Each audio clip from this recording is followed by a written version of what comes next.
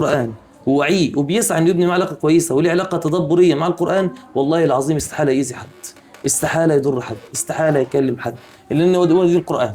كما وصفت السيدة عائشة رضي الله عنها النبي صلى الله عليه وسلم أنه كان قرآنا يمشي على الأرض. وعشان كده المسابقة السنة دي جاب الغرض ده، وعنوان المسابقة اقرأ افهم تدبر طب.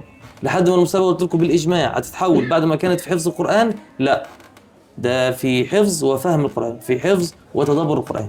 لما جمعتهم دلوقتي بشوقهم للعمرة، انا بقول لهم نظام الاختبار هيبقى عامل ازاي، الاسئله هتبقى عامله ازاي، عايزكم تكسبوا العمره. احنا قلنا في المسابقه السنه دي ان شاء الله هيبقى في عمره للمركز الاول، بس المركز الاول ده مش اللي هو حافظ القران وبس، لا هو حافظه اللي هو التصحيح وفهمه. وعشان كده بدانا بدايه بسيطه انه عليك ايه ربع القران، بخلاف المسابقه اللي انتوا هتقدموا فيها كمان اسبوعين تاني اللي هي مسابقه تدبر، وقلنا دخول اي حد فيها حتى لو ما جابش مركز، لو نجح بس بيبقى مرشح انه ياخد ايه. واكبر دليل معانا الابله اسمها رانيا غانم زي ما قلت لكم، ام حافظه عندنا الحمد لله، لسه جايه امبارح من العمره، راحت الحمد لله.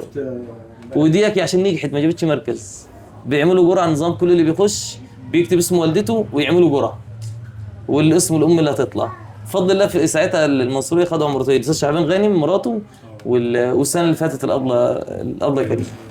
فانت موضوع ان انت العمره دي بس مش خاطر انت تروحي عمره لا، انت بتروحي لحد انت مشتاقه له.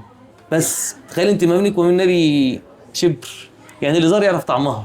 انا لسه ما للاسف ربنا ما كتبلهاش، بس اللي زار ما بينه النبي صلى الله عليه وسلم شبر، مفيش خالص. خلاص يا سما، فاستعيني بالله، عرفت الطريق اللي بعد كده اللي انت هتكملي فيه، ما تكسليش، اصبحتي مختلفه عن البنات اللي حواليكي، خطأك بقى منظور.